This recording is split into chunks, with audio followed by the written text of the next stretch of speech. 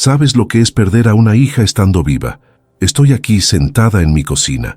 Son las 3 de la madrugada y no puedo dormir otra vez. Llevo así como 2 meses ya desde que todo pasó, desde que Carmen, ay Carmen, mi niña, mi única hija, la luz de mis ojos como solía decirle cuando era pequeñita, y se subía a mis rodillas para que le contara cuentos antes de dormir. Esa misma Carmen que ahora ni siquiera contesta mis llamadas. Tú tienes hijos, porque si los tienes, vas a entenderlo. ¿Qué te voy a contar? Y si no los tienes, bueno, igual escúchame porque esto que me pasó puede pasarle a cualquiera, cualquier madre que crea que conoce a sus hijos, que crea que el amor es suficiente, que crea que nunca, nunca va a llegar el día en que tu propia sangre te mire con esos ojos llenos de desprecio que todavía me despiertan por las noches. Hace calor aquí en Valencia, un calor pegajoso que se te mete hasta en los huesos y no te deja respirar bien. Es casi agosto y el aire acondicionado se rompió la semana pasada, pero ni ganas tengo de llamar al técnico. Total, ¿para qué?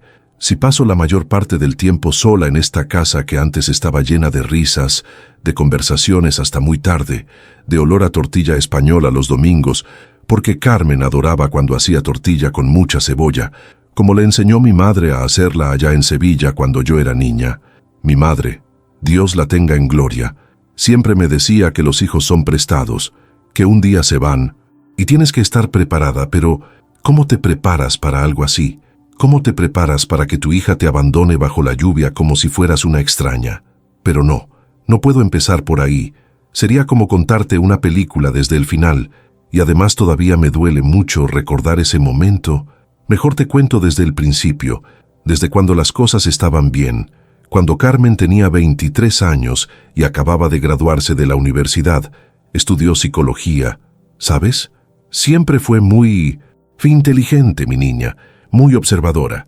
Desde pequeña se fijaba en todo, en cómo se comportaba la gente, en qué cara ponía yo cuando estaba preocupada aunque tratara de ocultárselo. Tal vez por eso estudió psicología, para entender a las personas, para ayudarlas, o al menos eso creía yo entonces. Vivíamos las dos solas desde que su padre nos dejó cuando ella tenía 12 años. El muy cobarde se fue con una compañera de trabajo 20 años más joven. Imagínate la sorpresa. Aunque bueno, tampoco. Me sorprendió tanto porque ya llevaba tiempo llegando tarde a casa, oliendo a perfume que no era el mío, con esa sonrisa culpable que ponen los hombres cuando están haciendo algo que no deben. Pero eso es otra historia. Ahora no quiero hablar de Rafael. Bastante daño me hizo ya como para seguir dándole espacio en mi mente. El caso es que Carmen y yo nos quedamos solas y nos hicimos muy unidas. O eso creía yo. Éramos como dos amigas. Me contaba sus cosas del instituto, sus primeros novios, sus problemas con las amigas. Yo la aconsejaba, la consolaba cuando lloraba por algún chico que no le hacía caso. La celebraba cuando sacaba buenas notas. Nuestra casa es pequeña pero acogedora. Está en el barrio de Ruzafa. ¿Conoces Valencia? Si no conoces, te digo que Ruzafa es un barrio que era muy humilde, pero ahora está de moda, lleno de bares modernos y gente joven, aunque nosotras llevamos aquí más de 15 años, desde antes de que se pusiera de moda. Es un segundo piso sin ascensor, con una terraza pequeñita donde tengo macetas con geranios rojos que me recuerdan a los que tenía mi abuela, en su casa de pueblo. Y desde la ventana de la cocina se ve el patio interior, donde la señora Remedios tiende la ropa todas las mañanas, mientras canturrea boleros, pobrecita. Tiene 80 y tantos años y vive sola, igual que yo ahora. Igual que yo. Carmen había encontrado trabajo en un centro de psicología infantil. Estaba muy ilusionada porque, según ella, era su vocación ayudar a niños con problemas emocionales. Llegaba a casa contándome casos, obviamente sin dar nombres ni detalles que violaran la confidencialidad. Pero me hablaba de un niño que no hablaba desde que sus padres se divorciaron, de una niña que se hacía pis encima porque tenía miedo de que su madre la abandonara como había hecho su padre, y yo la escuchaba con tanto orgullo, pensando que había criado a una mujer buena, sensible, que iba a hacer mucho bien en el mundo. Los domingos hacíamos paella en la terraza. Usaba la paellera que me regaló mi hermana Pilar cuando me casé, una de esas paelleras grandes que había pertenecido a nuestra bisabuela. Carmen me ayudaba cortando las verduras, pelando los langostinos cuando podíamos permitírnoslos, porque tampoco es que tuviéramos mucho dinero. Yo trabajaba porque ahora casi no trabajo nada. Estoy como oída, ¿sabes? Como si estuviera flotando en una nube de algodón que no me deja concentrarme en nada.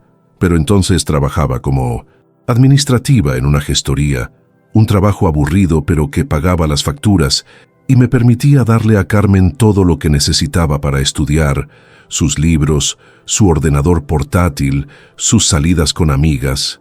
Recuerdo un domingo en particular, debía ser a finales de mayo porque hacía un calor muy agradable pero no agobiante.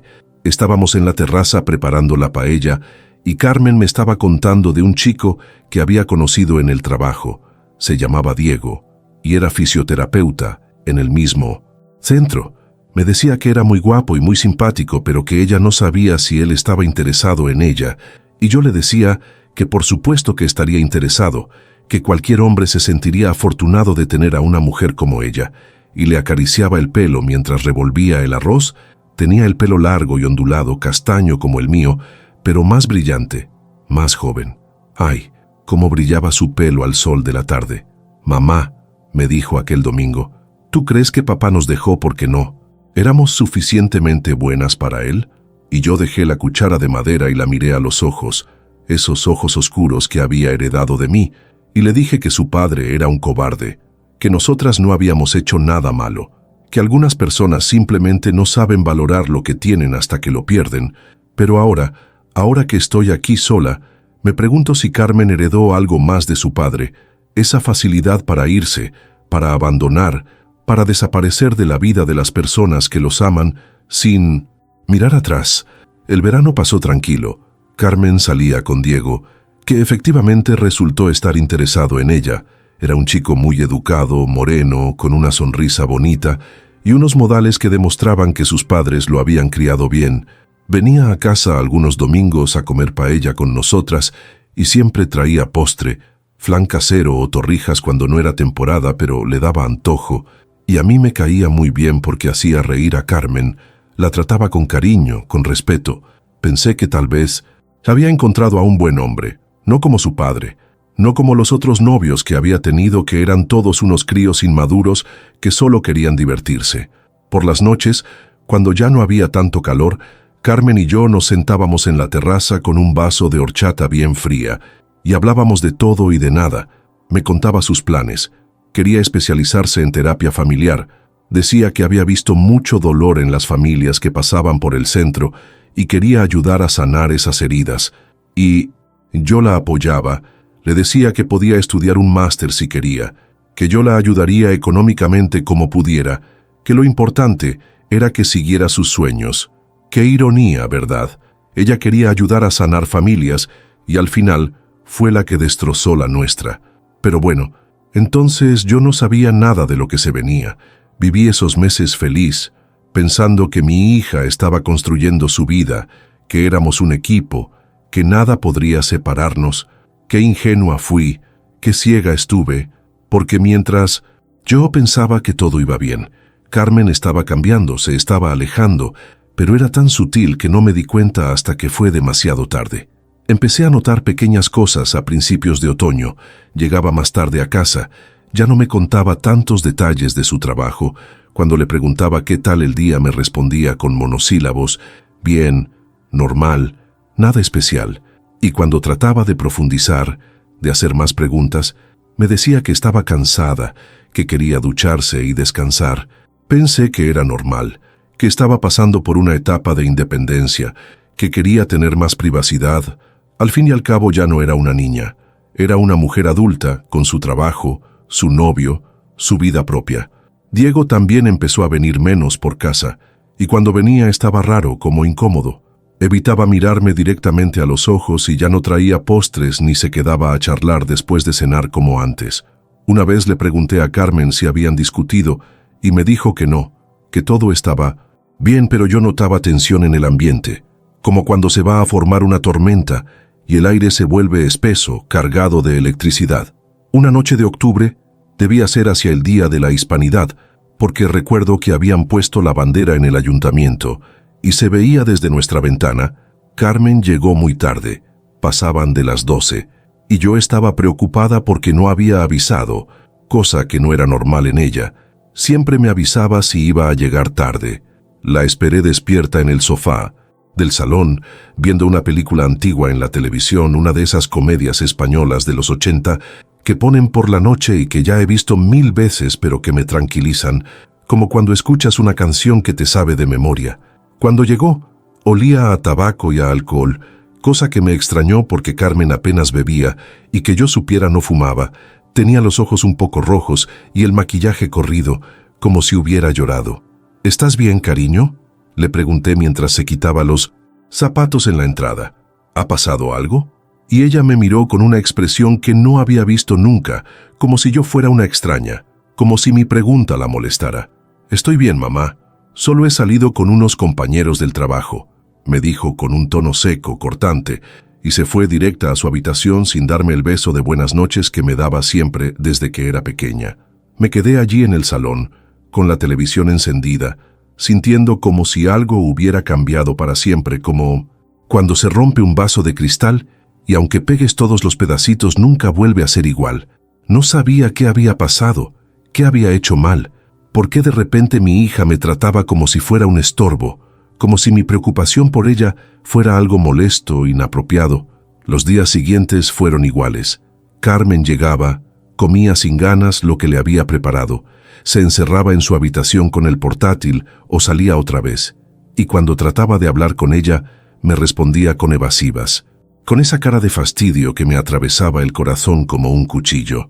Intenté varias veces preguntarle si le pasaba algo, si había tenido problemas en el trabajo, si había discutido con Diego, si necesitaba hablar de algo, pero cada vez me rechazaba más, me alejaba más, como si mis palabras fueran algo tóxico que la contaminara. Una tarde, no podía más con esa situación. Era un viernes de finales de octubre y había estado todo el día en la gestoría pensando en Carmen, preocupándome, dándole vueltas a qué podría estar pasando, y cuando llegué a casa la encontré en la cocina preparándose un café, de pie junto a la ventana, mirando hacia el patio donde la señora Remedios regaba sus plantas como todas las tardes. Tenía una expresión melancólica, triste, y por un momento me pareció ver a la niña que había sido, vulnerable, necesitada de su madre. «Carmen», le dije suavemente, acercándome despacio como si fuera un animal asustado que pudiera salir corriendo. «Cariño, estoy preocupada por ti. Hace semanas que estás rara, distante. ¿He hecho algo que te haya molestado? ¿Podemos hablar?» Y ella se volvió hacia mí, y durante un segundo creí que iba a abrirse, que iba a contarme qué le pasaba, porque vi en sus ojos esa necesidad de conexión, de comprensión. Pero entonces, como si se hubiera puesto una máscara, su expresión se endureció y me dijo algo que todavía me duele recordar. «No todo es sobre ti, mamá. No todo lo que me pasa tiene que ver contigo. Necesito espacio». Esa palabra me sonó como una bofetada, porque ¿qué espacio podía necesitar de mí, que era su madre, que la había criado sola, que había sacrificado tantas cosas por ella? Pero no dije nada. Me quedé allí parada mientras ella se llevaba su café a la habitación y cerraba la puerta, y yo me quedé en la cocina con las ganas de llorar ahogándome en la garganta, preguntándome dónde había quedado mi niña, mi Carmen, la que se acurrucaba conmigo cuando había tormenta, la que me hacía dibujos en el Día de la Madre, la que me decía que yo era la mejor mamá del mundo. Los días se fueron haciendo más largos, más pesados.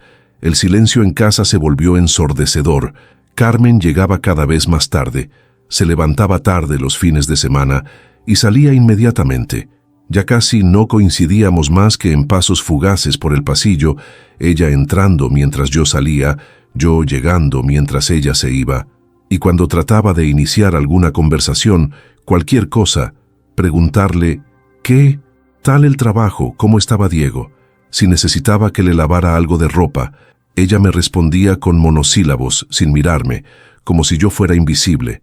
Diego dejó de venir completamente, y cuando una vez me armé de valor para preguntarle a Carmen por él, me dijo que habían terminado sin más explicación, como si fuera algo irrelevante, como si no me importara, como si yo no hubiera llegado a encariñarme con ese chico que parecía tan bueno para ella. ¿Qué pasó?, le pregunté. ¿Estás bien? ¿Quieres que hablemos?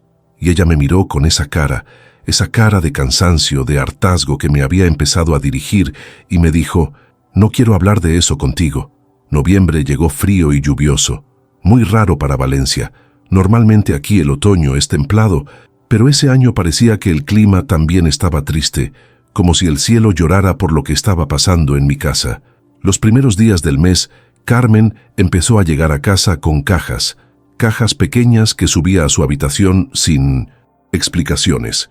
Y cuando le pregunté qué eran, me dijo que eran cosas del trabajo, material para su consulta, pero algo en su manera de responder me hizo sospechar que no era toda la verdad. Una noche no podía dormir. Eran como las 2 de la madrugada y estaba en la cocina preparándome una manzanilla, que es lo que hacía mi madre cuando no podía dormir, cuando tenía preocupaciones que le daban vueltas en la cabeza como un tío vivo loco, y de repente oí ruidos en la habitación de Carmen, como si estuviera moviendo muebles, arrastrando cosas por el suelo. Al principio pensé que se había caído algo, que tal vez estaba reorganizando su armario o algo así, pero los ruidos continuaron durante más de una hora, como si estuviera empaquetando, guardando cosas. A la mañana siguiente, cuando Carmen ya se había ido al trabajo, entré en su habitación para cambiar las sábanas, algo que hacía todas las semanas desde que era pequeña, y me quedé helada. La habitación estaba medio vacía. Faltaban libros de la estantería, ropa del armario, algunos de sus objetos personales que siempre habían estado ahí, como la lámpara de noche que le regalé cuando cumplió 18 años, las fotos que tenía en el escritorio, incluso algunas de cuando era pequeña. Mi corazón empezó a latir muy rápido, como cuando te dan una mala noticia por teléfono y tardas unos segundos en procesar lo que te están diciendo. Carmen se estaba yendo, estaba preparando su marcha sin decirme nada, como un ladrón, en la noche, como si yo fuera una enemiga de la que había que huir en secreto. Y lo peor era que no sabía por qué. No entendía qué había hecho mal, qué había cambiado entre nosotras. Esa tarde la esperé en el salón, sentada en el sofá, con las manos sudorosas y el estómago hecho un nudo, ensayando en mi cabeza lo que le iba a decir, cómo iba a encarar la situación. Cuando la oí llegar, poner las llaves en la mesita de la entrada, caminar hacia su habitación, la llamé: «Carmen, ven aquí, tenemos que hablar». Y mi voz salió más firme de lo que me sentía por dentro. Vino al salón arrastrando los pies, como si fuera una adolescente a la que hubieran pillado haciendo algo malo, pero su cara no mostraba culpa, sino fastidio, como si yo fuera una molestia, un obstáculo en su camino. Se quedó de pie junto a la puerta, como preparada para salir corriendo si era necesario, y yo la miré y le dije: «He visto tu habitación, Carmen. He visto que te estás llevando tus cosas. ¿Me vas a explicar qué está pasando?». Y entonces, por primera vez en semanas, me miró directamente a los ojos, pero no era la mirada de mi hija, era la mirada de una extraña, fría, calculadora. «Me voy de casa, mamá», me dijo con una tranquilidad que me destrozó, como si estuviera diciendo que iba al supermercado a comprar leche. «Me he buscado un piso compartido con una compañera del trabajo, me mudo el fin de semana». La habitación empezó a darme vueltas, como si estuviera en un barco en medio de mi non-stop. Una tormenta, y tuve que agarrarme al brazo del sofá para no caerme. «¿Pero por qué?», le pregunté, y mi voz me salió como un susurro, como si no tuviera aire suficiente en los pulmones. «¿Qué he hecho mal? ¿Por qué quieres irte? ¿No estamos bien aquí las dos?». Y ella suspiró. Suspiró como si mi pregunta fuera algo agotador, algo que llevaba tiempo esperando y temiendo.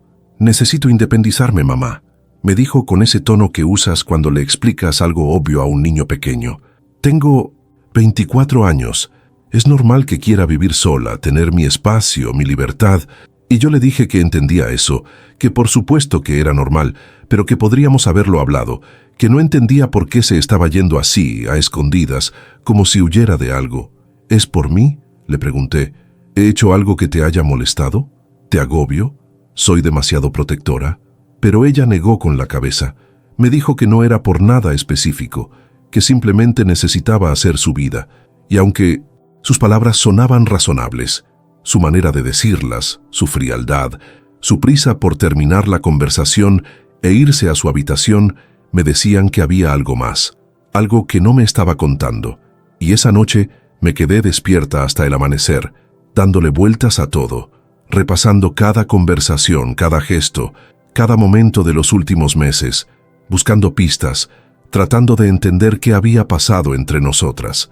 El viernes por la tarde llegó una furgoneta pequeña y Carmen bajó sus cajas con la ayuda de una chica que yo no conocía, una morena bajita con el pelo corto que me saludó educadamente pero sin calor, como si yo fuera la casera de un piso de alquiler y no la madre de su nueva compañera de piso.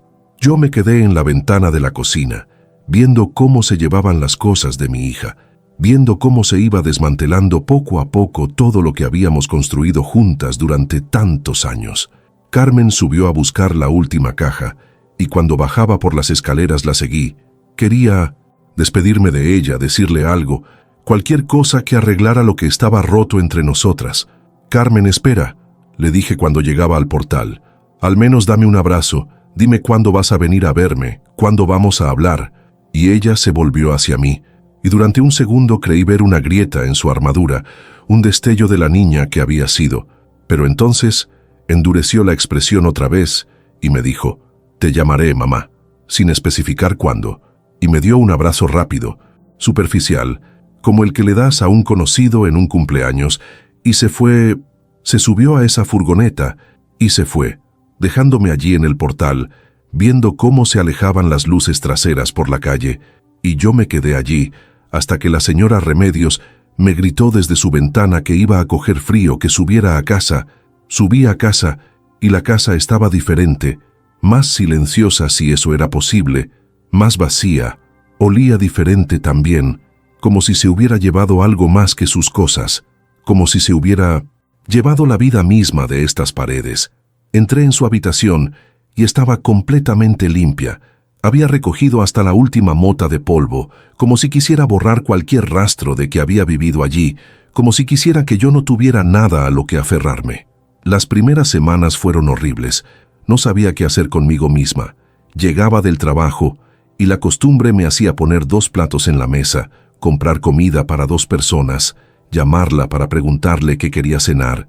La casa hacía ruidos que antes no oía, porque estaban tapados por la presencia de Carmen, su música, sus conversaciones telefónicas, el sonido de sus pasos correteando por el pasillo.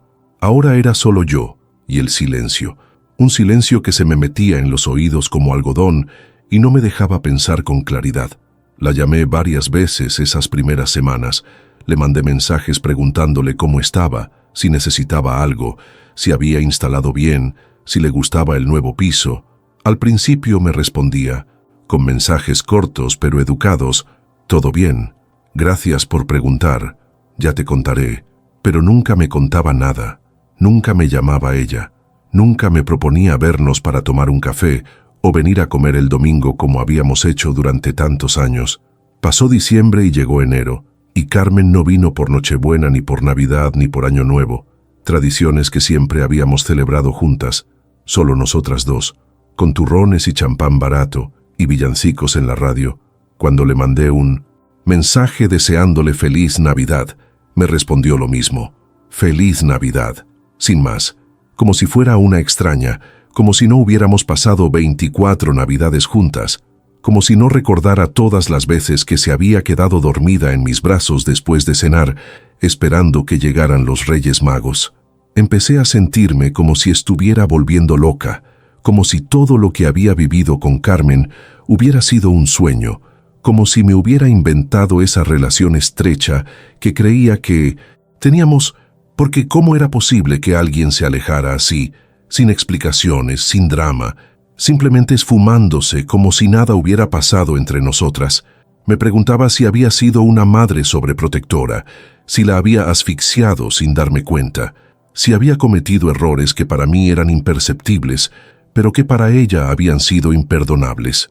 Febrero llegó con días grises y lluviosos, y yo estaba cada vez peor, más delgada porque no tenía ganas de comer, más pálida porque apenas salía de casa excepto para ir al trabajo, más triste porque cada día que pasaba sin noticias de Carmen era como una pequeña muerte, como si estuviera perdiendo a mi hija de a poquitos, célula a célula, recuerdo a recuerdo, Mis compañeras de la gestoría empezaron a preguntarme si me encontraba bien, si había pasado algo, y yo les decía que estaba bien, que solo estaba un poco cansada, porque ¿cómo les iba a explicar que mi hija me había abandonado sin saber por qué? Una tarde de principios de marzo, no podía más. Llevaba semanas sin saber nada de Carmen excepto sus respuestas monosilábicas a mis mensajes y decidí ir a verla al trabajo, al centro de psicología infantil donde trabajaba. Necesitaba verla, hablar con ella cara a cara, entender qué nos había pasado, qué podía hacer para arreglarlo. Me arreglé bien. Me puse el vestido azul que siempre le había gustado. Me maquillé un poco para no parecer tan demacrada como me sentía, y fui hacia allá con el corazón en la garganta. El centro estaba en un edificio moderno cerca del centro de la ciudad, con grandes ventanales y plantas en la entrada, muy acogedor, del tipo de lugar donde una madre llevaría a su hijo sintiendo que está en buenas manos. Esperé en la recepción a que terminara su jornada. Le dije a la recepcionista que era su madre y que quería darle una sorpresa, y la chica me sonrió y me dijo que Carmen era muy querida allí, que era una excelente profesional. Eso me llenó de orgullo y de tristeza a la vez. Orgullo porque efectivamente había criado a una buena mujer, y tristeza porque esa mujer maravillosa, de la que todo el mundo hablaba bien, ya no quería saber nada de mí. Cuando Carmen salió del ascensor y me vio allí en el hall, su cara cambió completamente, se puso pálida y luego colorada, como si hubiera visto un fantasma, y se acercó a mí con pasos rápidos, nerviosos. «¿Qué haces aquí, mamá?», me preguntó en voz baja, mirando alrededor, como si le diera vergüenza que la vieran conmigo, y eso me dolió tanto que casi no pude responder. «Quería verte», le dije. «Llevamos semanas sin hablar de verdad, quería invitarte a tomar un café, charlar un rato», pero ella negó con la cabeza. Me dijo que tenía prisa, que había quedado con su compañera de piso, que otro día quizás, y yo insistí.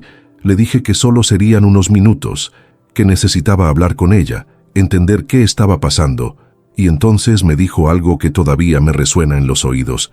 «Mamá, no puedes presentarte en mi trabajo así. Esto no está bien, necesito que respetes mis límites». Límites, otra palabra que me sonó a bofetada, porque desde cuando necesitaba a mi hija límites conmigo, que la había criado, que la había amado incondicionalmente desde el día que nació. Salimos del edificio porque había empezado a llover, una lluvia fina pero persistente que se te mete hasta los huesos, y caminamos hacia la parada del autobús sin hablar, ella delante y yo detrás, como si fuéramos extrañas que casualmente iban en la misma dirección.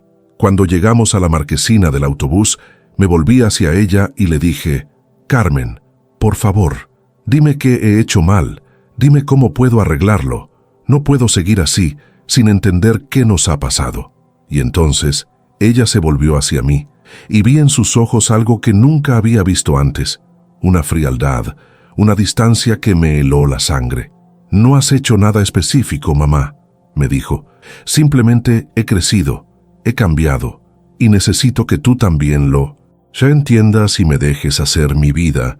Y yo le dije que por supuesto que quería que hiciera su vida, que siempre había querido eso para ella, pero que no entendía por qué eso significaba que tenía que desaparecer de la mía. La lluvia se intensificó, y Carmen se refugió más adentro de la marquesina, pero yo me quedé ahí, bajo la lluvia, mirándola, esperando que me dijera algo más, algo que me ayudara a entender. «¿Es que ya no me quieres?», le pregunté, y mi voz se quebró al hacer esa pregunta, porque era la pregunta que me había estado atormentando durante meses, la pregunta que no me atrevía a hacer porque me daba miedo de la respuesta.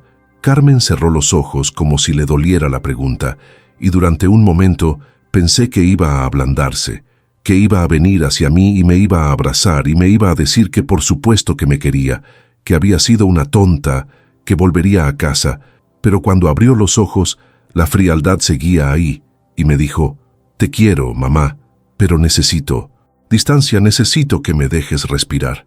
Respirar. Es que yo no la había dejado respirar. Era eso lo que había hecho mal. Había sido tan asfixiante que mi propia hija necesitaba alejarse de mí para poder respirar. Y mientras estas preguntas me daban vueltas en la cabeza como un torbellino, llegó su autobús, y Carmen se acercó a la puerta. «Te llamaré», me dijo otra vez. Esa frase que se había vuelto su muletilla para librarse de mí, y se subió al autobús. Yo me quedé allí, bajo la lluvia, viendo cómo el autobús se alejaba con mi hija dentro, viendo cómo se llevaba lo último que me quedaba de la relación que habíamos tenido. La lluvia me empapaba el pelo, la ropa, pero no me movía, no podía moverme. Era como si me hubieran echado raíces en el asfalto de esa parada de autobús. La gente pasaba a mi lado con paraguas, corriendo para no mojarse, y me miraban como si estuviera loca, y tal vez lo estaba. Tal vez perder a tu hija así, poco a poco, sin drama, sin explicaciones, te vuelve un poco loca.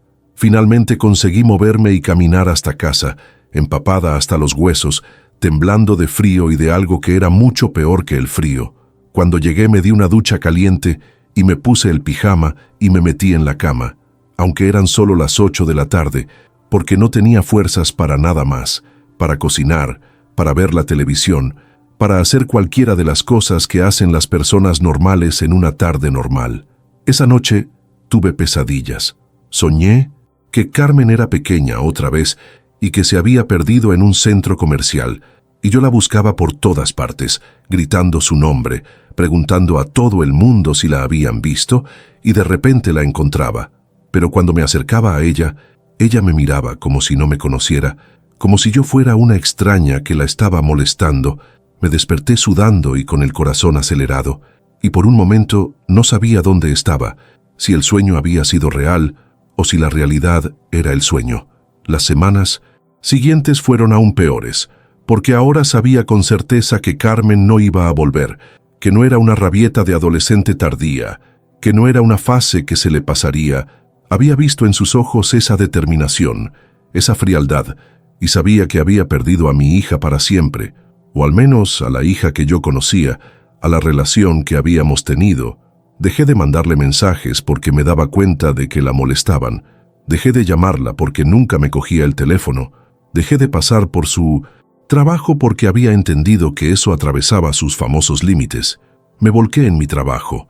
Hacía horas extras, me quedaba hasta tarde organizando archivos que no necesitaban ser organizados, cualquier cosa para no tener que volver a casa y enfrentarme al silencio, a la ausencia, a esa sensación de que había fracasado como madre. Pero las noches eran lo peor.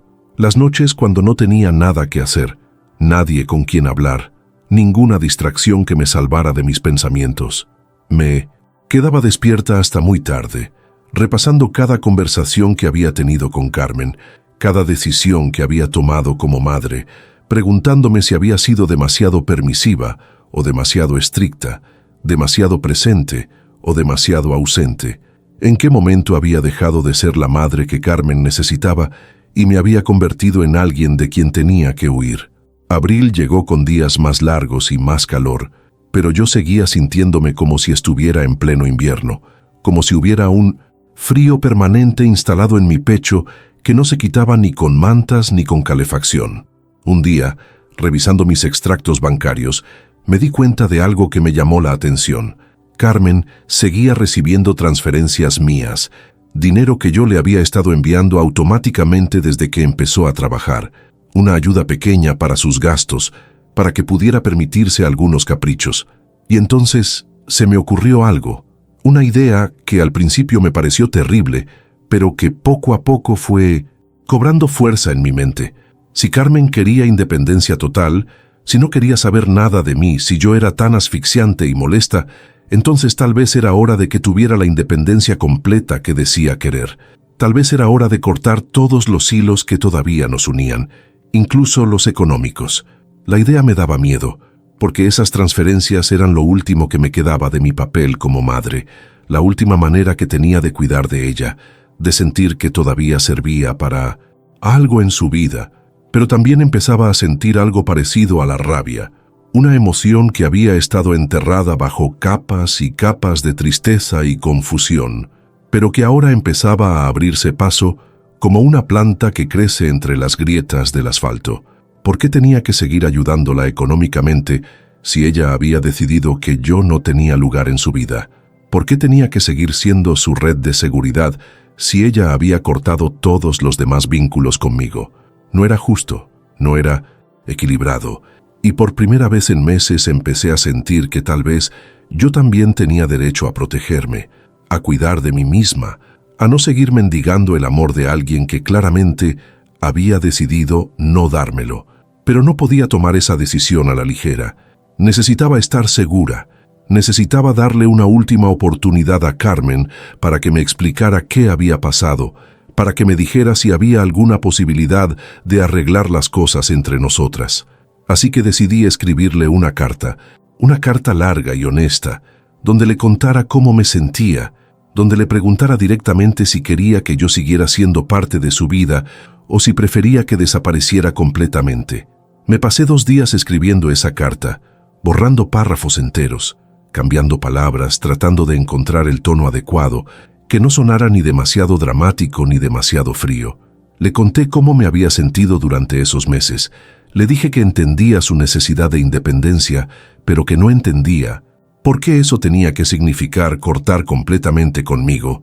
Le pregunté si había algo específico que yo hubiera hecho para merecer ese trato, y le di la opción de elegir si quería que siguiéramos teniendo algún tipo de relación, por mínima que fuera, o si prefería que respetara su silencio y me alejara definitivamente.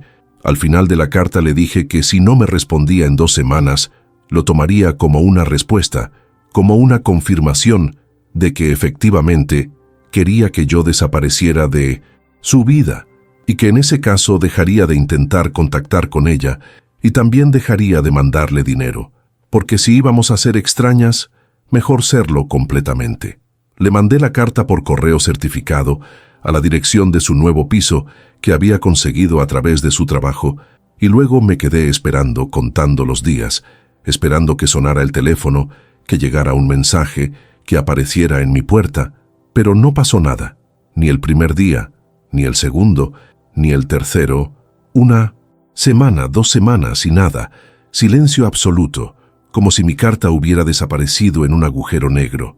Al final de la segunda semana, cuando ya no había más excusas que buscar, más esperanzas a las que aferrarme, supe que Carmen había tomado su decisión, que había elegido el silencio, que había elegido una vida sin mí.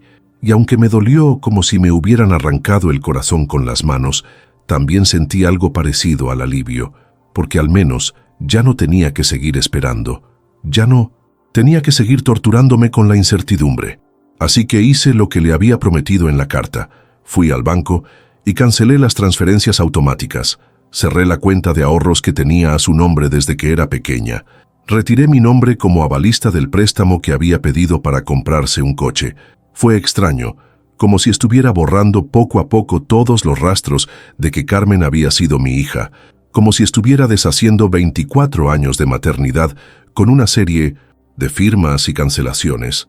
El empleado del banco me preguntó si estaba segura, si había algún problema, y yo le dije que no, que simplemente mi hija ya no necesitaba mi ayuda económica, que era una mujer independiente. Y aunque las palabras salieron firmes de mi boca, por dentro me estaba desmoronando, porque cada trámite que hacía era como cerrar una puerta más entre Carmen y yo, como levantar un muro más alto que nos separara. Esa noche me serví una copa de vino, de esa botella de Rioja, que tenía guardada para ocasiones especiales, y brindé por mi libertad, por mi nueva vida sin hijos, por la oportunidad de ser simplemente Isabel otra vez, no la madre de Carmen, no la mujer que había dedicado 24 años a criar a alguien que al final había decidido que era prescindible. Brindé con amargura, con tristeza, pero también con una extraña sensación de liberación, como si me hubiera quitado un peso de encima que llevaba tanto tiempo cargando que ya no recordaba cómo era. Caminar sin él. Los días siguientes fueron diferentes, no mejores necesariamente, pero diferentes.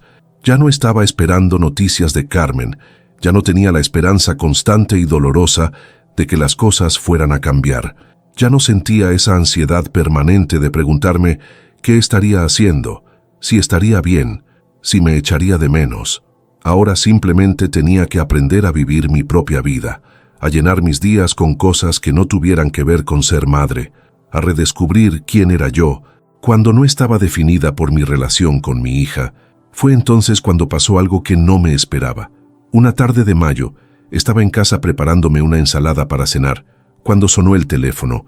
Era un número que no conocía, pero algo me hizo cogerlo.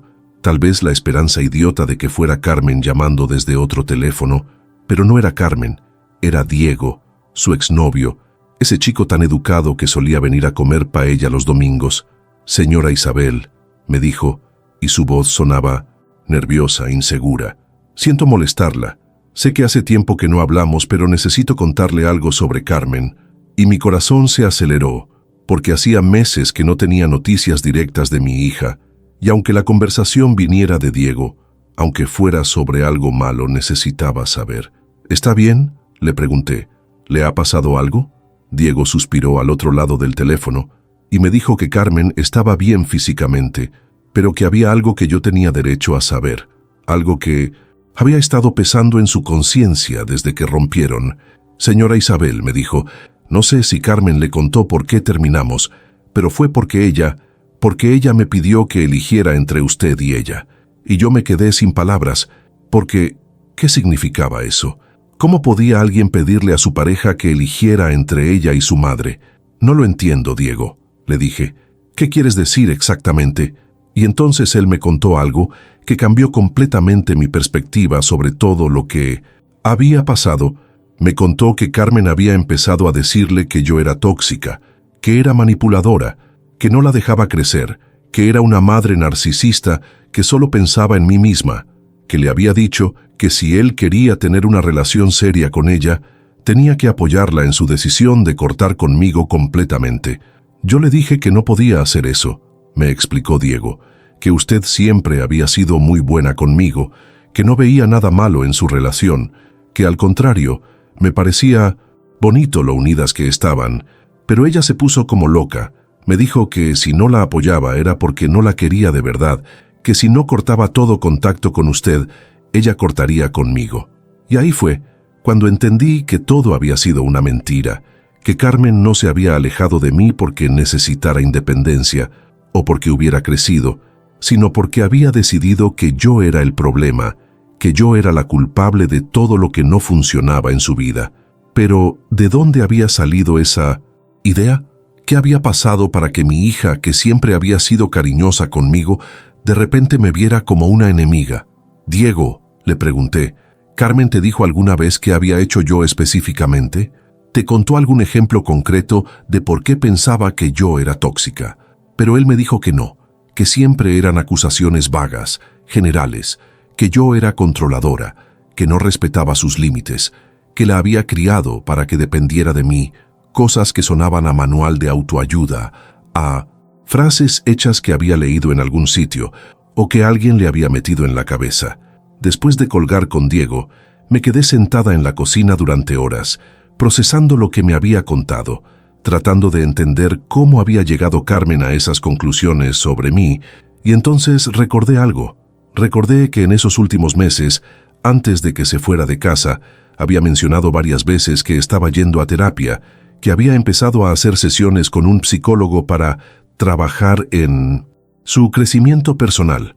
Al principio me había parecido bien, incluso me había sentido orgullosa de que fuera tan consciente de la importancia de la salud mental, de que tomara la iniciativa de cuidarse psicológicamente, pero ahora empezaba a sospechar que tal vez en esas sesiones había llegado a la conclusión de que yo era la raíz de todos sus problemas, que nuestra relación era disfuncional, que tenía que alejarse de mí para poder sanar. Y eso me llenó de una rabia que no había sentido nunca, una rabia limpia y pura que me dio más energía que toda la tristeza de los meses anteriores, porque ¿cómo era posible que un extraño, un terapeuta que no me conocía de nada, que solo había oído la versión de Carmen, hubiera llegado a la conclusión de que yo era una madre tóxica? ¿Cómo era posible que hubiera convencido a mi hija de que tenía que cortarme de su vida para ser feliz?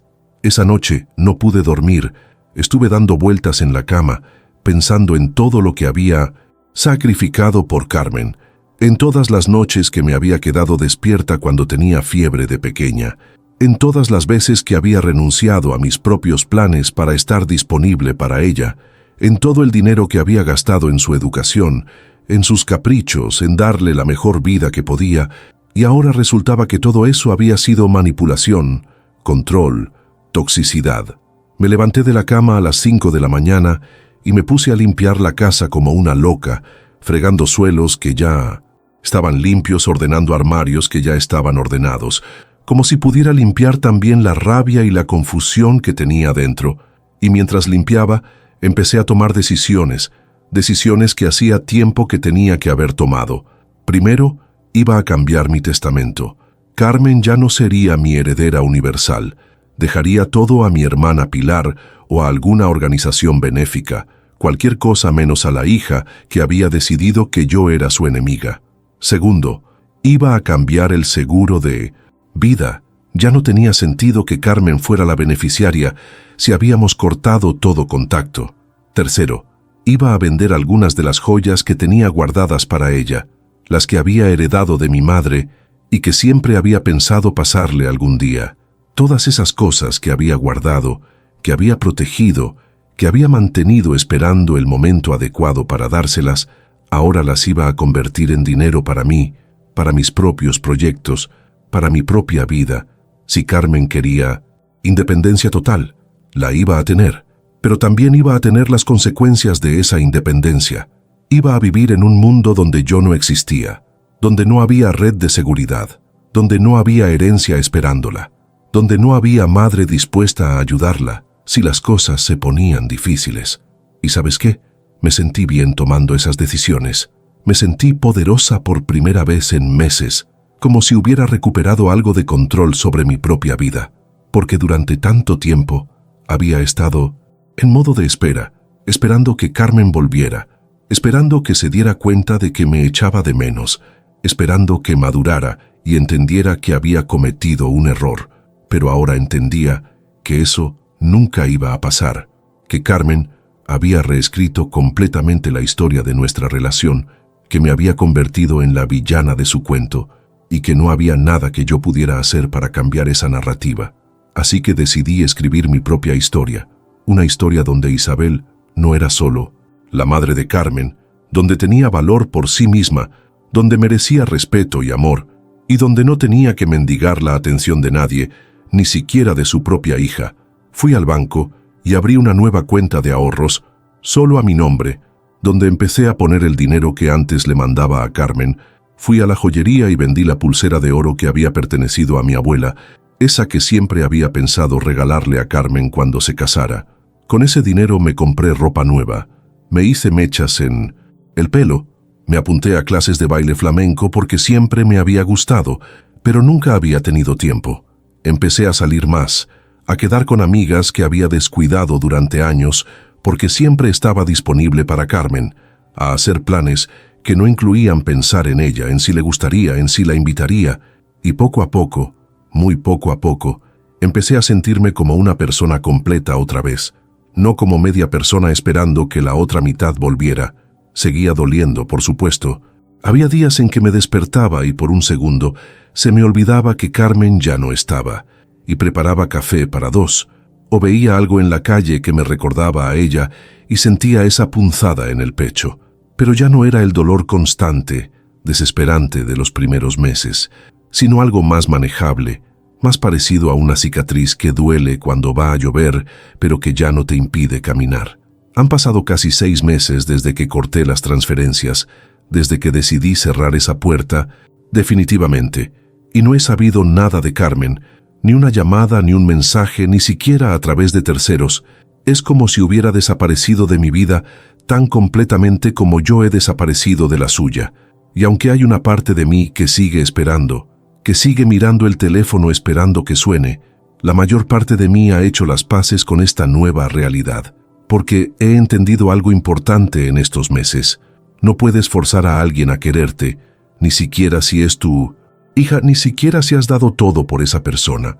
Carmen tomó la decisión de construir una versión de mí que justificara su alejamiento, y nada de lo que yo pueda hacer o decir va a cambiar esa versión, porque necesita creer en ella para poder vivir con su decisión. Y yo he tomado la decisión de no seguir siendo prisionera de esa versión, de no seguir intentando demostrar que no soy la persona que ella cree que soy. A veces pienso en qué pasará en el futuro, si Carmen tendrá hijos algún Día y se dará cuenta de lo que se siente ser madre. Si llegará un momento en que necesite algo de mí y se dé cuenta de que ya no estoy disponible, de que también yo he aprendido a poner límites, pero trato de no darle muchas vueltas a eso, porque ya no puedo vivir en función de lo que Carmen pueda o no pueda hacer, de lo que pueda o no pueda sentir. Ahora vivo para mí, duermo bien por las noches, disfruto de mi trabajo, he hecho amigas nuevas en las clases de baile, incluso he empezado a quedar para tomar café con un hombre que conocí allí, Manuel, que también perdió a su familia de una manera diferente, pero igual de dolorosa. No sé si algo saldrá de eso, pero por primera vez en mucho tiempo estoy abierta a la posibilidad de que la vida me traiga cosas buenas, sorpresas agradables, nuevas formas de ser feliz. Y si Carmen aparece algún día, si llama a mi puerta pidiendo perdón, pidiendo explicaciones, pidiendo que volvamos a ser lo que éramos, honestamente, no sé qué haré, porque ya no soy la misma mujer que era hace un año, la que habría hecho cualquier cosa por recuperar a su hija. Ahora soy una mujer que ha aprendido a valorarse a sí misma, que ha aprendido que el amor no puede ser unidireccional, que ha aprendido que a veces la decisión más amorosa que puedes tomar es alejarte de alguien que te hace daño, aunque ese alguien sea tu propia hija, porque al final, esa tarde bajo la lluvia, cuando Carmen me abandonó en esa parada de autobús, no solo me abandonó a mí, se abandonó a sí misma, abandonó todo lo bueno que habíamos construido juntas, todo el amor que habíamos compartido, todos los recuerdos hermosos que teníamos, y esa es una pérdida que es suya, no mía, porque yo esos recuerdos los conservo intactos, los conservo limpios de rencor, los conservo como lo que fueron, amor verdadero, imperfecto tal vez, pero verdadero. Y si eso no fue suficiente para ella, si necesitaba inventarse una versión tóxica de mí para poder justificar su alejamiento, esa es su elección, y yo he decidido respetar esa elección, he decidido darle la independencia completa que tanto decía querer, y también darme a mí misma la libertad de no seguir cargando con el peso de un amor no correspondido, de una maternidad no valorada, de una relación que solo existía en mi memoria. Porque ¿sabes qué? Al final lo que Carmen me enseñó, sin quererlo, es que yo también tengo derecho a ser feliz, que yo también merezco amor, respeto, consideración. Y si ella no puede dármelo, hay otras personas que sí pueden, hay otras maneras de construir una familia, hay otras formas de encontrar sentido y propósito en la vida, y eso, de alguna manera retorcida, es un regalo que le agradezco, aunque dudo que alguna vez pueda decírselo en persona. Así que aquí estoy, a las 3 de la madrugada, contándote esta historia que duele pero que ya no me destruye, esta historia de cómo perdí a mi hija, pero me encontré a mí misma, de cómo el peor abandono de mi vida se convirtió en el principio de mi liberación. Y si hay alguna madre escuchándome que esté pasando por algo parecido, quiero que sepa que se puede sobrevivir a esto, que se puede construir una vida después de esto, que el amor de madre no tiene que ser sinónimo de autodestrucción, porque al final cortar todo lo que Carmen recibía de mí no fue venganza, fue autopreservación, fue la decisión más difícil que he tomado en mi vida, pero también la más necesaria, la que me devolvió la dignidad, la que me enseñó que yo también tengo valor, que yo también merezco ser querida, y eso es algo que nadie me puede quitar, ni siquiera la hija que decidió que vivir sin mí era mejor que vivir conmigo. Pero ¿sabes qué? Ahora que te he contado toda esta historia, ahora que han pasado ya casi 8 meses desde aquella tarde bajo la lluvia, tengo que confesarte algo que no pensé que fuera a pasar. Hace 3 semanas recibí una llamada que cambió todo otra vez, pero no de la manera que te imaginas. Era de un hospital, del Hospital Clínico de Valencia, una enfermera con voz cansada que me preguntaba si yo era Isabel Moreno, la madre de Carmen Moreno Jiménez, y cuando le dije que sí, aunque ya no sabía muy bien si tenía derecho a seguir siendo considerada su madre, me dijo que Carmen había tenido un accidente, que había ingresado en urgencias después de un choque en moto. Mi corazón se paró durante unos segundos. ¿Sabes esa sensación cuando el mundo se detiene y todo se vuelve silencio? Era como si todas las defensas que había construido, toda la coraza que me había puesto para protegerme del dolor, se hubieran desvanecido de golpe. Porque por mucho que me hubiera dolido, por mucho que hubiera decidido cerrar esa puerta, Carmen seguía siendo mi hija. Seguía siendo esa niña que había cargado en brazos cuando tenía pesadillas, que había consolado cuando se rompía una rodilla en el parque. ¿Está bien?, conseguí preguntar con la voz temblorosa. «Está grave», y la enfermera me dijo que estaba estable, que había sufrido una fractura en la pierna y algunas contusiones, pero que no había peligro de muerte, pero que estaba sola, que había dado mi nombre como contacto de emergencia, aunque luego había dicho que no quería que me llamaran, que había habido una confusión en el sistema y por eso me habían contactado. Colgué el teléfono y me quedé allí sentada en mi cocina, con las manos temblando, sin saber qué hacer. Una parte de mí quería salir corriendo hacia el hospital, llegar a su lado y cuidarla como había hecho tantas veces cuando era pequeña. Pero otra parte de mí, la parte que había aprendido a protegerse, me decía que no tenía derecho a hacerlo, que Carmen había sido muy clara sobre no querer mi presencia en su vida. Pero entonces pensé en algo que me había dicho Manuel, ese hombre que conocí en las clases de baile, el que también había perdido a su familia. Me había dicho que hay momentos en la vida en los que tienes que elegir entre tener razón y ser humano, entre proteger tu orgullo y seguir a tu corazón, y aunque Carmen me hubiera hecho mucho daño, aunque hubiera reescrito nuestra historia para convertirme en la villana, seguía siendo mi hija, y si estaba sola en un hospital, herida y asustada, yo no podía quedarme en casa fingiendo que no me importaba. Así que me puse el abrigo, cogí las llaves y fui al hospital. Durante todo el trayecto en metro, estuve ensayando lo que le diría, cómo me acercaría a ella, si tendría derecho a tocarla, a preguntarle cómo estaba, o si simplemente la vería de lejos, me aseguraría de que estaba bien y me iría sin que se diera cuenta de que había estado allí. Cuando llegué a urgencias, el ambiente era el de siempre en los hospitales, ese olor a desinfectante mezclado con miedo, esas luces fluorescentes que te hacen ver todo más pálido, más frágil. Pregunté en el mostrador por Carmen Moreno y la enfermera me indicó el número de Míremes. ¿Habitación en la tercera planta? Subí en el ascensor con el corazón latiendo tan fuerte que pensé que todo el mundo podría oírlo. Cuando llegué a su habitación, me quedé en la puerta durante varios minutos, viendo a través del cristal.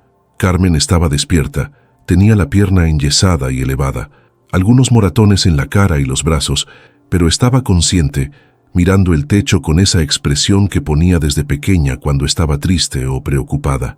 Estaba sola, completamente sola, sin flores, sin tarjetas, sin ninguna señal de que alguien hubiera venido a verla, y eso me partió el corazón, porque por mucho que hubiera pasado entre nosotras, ver a tu hija herida y sola en un hospital es algo que no le deseas ni a tu peor enemigo.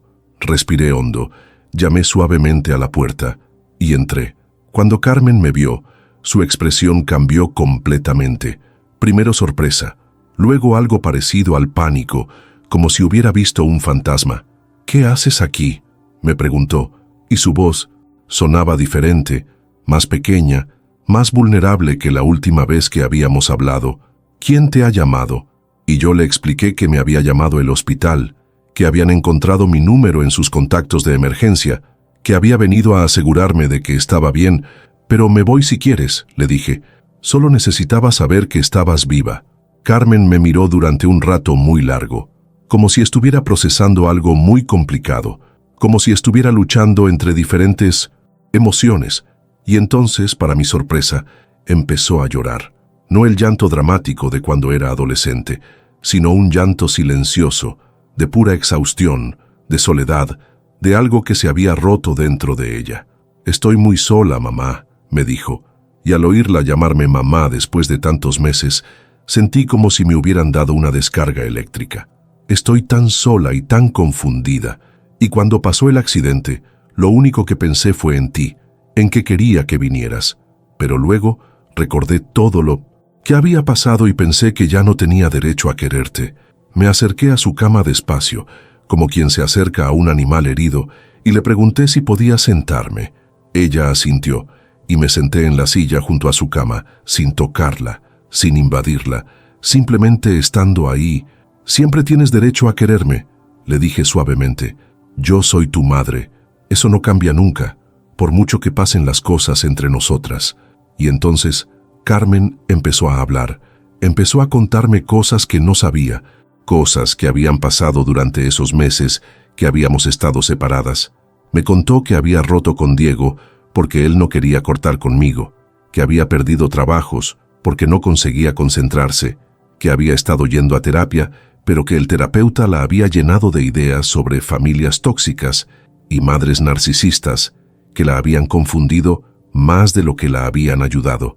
Me convenció de que todos mis problemas venían de ti, me dijo entre lágrimas, de que nunca iba a ser feliz mientras siguiera dependiendo de ti emocionalmente, de que tenía que cortarte de mi vida para poder sanar.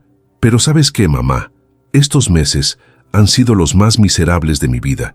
Me he sentido como si hubiera perdido una parte de mí misma, como si hubiera cortado mis propias raíces. Escuchándola hablar, viendo lo frágil que estaba, lo perdida que se veía, sentí una mezcla de tristeza y rabia. Tristeza por todo el tiempo que habíamos perdido, por todo el dolor innecesario que habíamos sufrido las dos, y rabia contra ese terapeuta que había metido ideas destructivas en la cabeza de mi hija sin conocer nuestra historia real, sin entender la relación que habíamos tenido. Carmen, le dije tomando su mano por primera vez en casi un año, cariño, ninguna relación es perfecta, ni siquiera entre madres e hijas, pero eso no significa que sea tóxica. Todas las madres cometemos errores, pero eso no nos convierte en narcisistas o manipuladoras. A veces los terapeutas, por más buenas intenciones que tengan, proyectan sus propias teorías en situaciones que no las necesitan. Le conté entonces lo que había vivido durante esos meses, lo que había sentido, las decisiones que había tomado, no para hacerla sentir culpable, sino para que entendiera que sus actos habían tenido consecuencias, que su alejamiento no había sido algo abstracto, sino algo que había causado dolor real a una persona real. Le conté sobre las transferencias canceladas, sobre los cambios en el 100% testamento, sobre la joyería vendida. Carmen me escuchó en silencio, y cuando terminé de hablar me dijo algo que no me esperaba. Hiciste bien, mamá. Hiciste lo que yo no tuve valor de hacer. Pusiste límites, te protegiste, te valoraste. Durante estos meses he pensado muchas veces en llamarte, en pedirte perdón, pero no sabía cómo hacerlo después de todo lo que había pasado. No sabía si me perdonarías. Y entonces empezamos a hablar de verdad, por primera vez en más de un año, sin defensas, sin máscaras, sin agenda oculta. Hablamos sobre errores que habíamos cometido las dos, sobre expectativas que habían sido demasiado altas, sobre la presión de ser la familia perfecta cuando solo éramos dos mujeres imperfectas haciendo lo mejor que podían. Hablamos sobre el miedo que había sentido Carmen de decepcionarme, sobre mi miedo de soltarla, sobre cómo a veces el amor puede volverse asfixiante sin que te des cuenta. Mamá, me dijo cuando ya era de noche y las enfermeras empezaban a hacer las rondas nocturnas. ¿Crees que podemos intentarlo otra vez? No volver a ser lo que éramos, porque eso no era sano para ninguna de las dos, pero construir algo nuevo, algo más equilibrado. Y yo le dije que me gustaría intentarlo, pero que tenía que ser diferente, que tenía que ser desde el respeto mutuo, desde el reconocimiento de que las dos habíamos crecido y cambiado.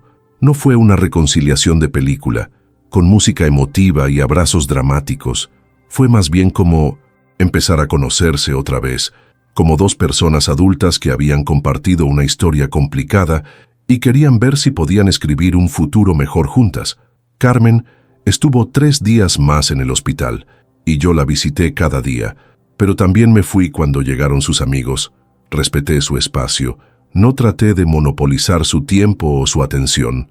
Cuando le dieron el alta, no volvió a vivir conmigo, siguió en su piso compartido, pero empezamos a vernos para tomar café una vez por semana, a llamarnos de vez en cuando, a mandarnos mensajes sin la carga emocional que habían tenido antes. Era extraño, como aprender a ser madre e hija de una manera completamente nueva, pero también era liberador, porque no había expectativas irreales, no había esa presión de ser perfectas. Carmen también cambió de terapeuta. Encontró uno que la ayudó a entender que las relaciones familiares complicadas no siempre son tóxicas, que a veces simplemente son humanas, imperfectas, reales. Y poco a poco empezamos a construir algo nuevo, no la relación simbiótica que habíamos tenido antes, sino algo más maduro, más equilibrado. Ahora, 3 semanas después de aquella llamada del hospital, puedo decir que tengo una hija otra vez, pero también que soy una persona completa sin ella, porque esos meses de separación, por dolorosos que fueron, me enseñaron que yo tengo valor independientemente de mi rol como madre, que puedo ser feliz y plena, aunque mis relaciones familiares no sean perfectas. Y Carmen también ha aprendido cosas. Ha aprendido que huir de los problemas no los resuelve, que cortar vínculos no es lo mismo que establecer límites saludables, que a veces la terapia puede ser útil, pero otras veces puede crear problemas donde no lo sabía. Ha aprendido que su madre no es perfecta, pero tampoco es un monstruo, sino simplemente una mujer que hizo lo mejor que pudo con los recursos que tenía. ¿Vamos a tener una relación perfecta de ahora en adelante? Por supuesto que no, porque las relaciones perfectas no existen, pero tenemos algo mejor que la perfección. Tenemos honestidad, respeto mutuo y la voluntad de seguir intentándolo día a día. Tenemos la sabiduría que viene de haber perdido algo valioso y haber luchado por recuperarlo. ¿Y sabes qué es lo más hermoso de todo esto? Lo que no esperaba que pasara. Esa decisión que tomé de cortar todo lo que Carmen recibía de mí, esa decisión tan dolorosa pero tan necesaria, fue lo que finalmente nos salvó a las 2, porque me enseñó a mí a valorarme y le enseñó a ella que las acciones tienen consecuencias, que el amor no es infinito sino es cuidado, que a veces tienes que luchar por las relaciones que importan. Así que si hay alguien escuchando que está pasando por algo parecido, quiero que sepa que a veces el final feliz no llega cuando lo esperas, que a veces tiene que pasar mucho dolor antes de que las cosas mejoren, pero que vale la pena ser paciente, vale la pena mantenerse firme en tus límites, vale la pena no renunciar a ti mismo por nadie, ni siquiera por tus hijos, porque al final, la única manera de tener relaciones sanas es siendo personas sanas. Y eso empieza por respetarte a ti mismo lo suficiente como para no aceptar menos de lo que mereces, incluso de las personas que más amas en el mundo.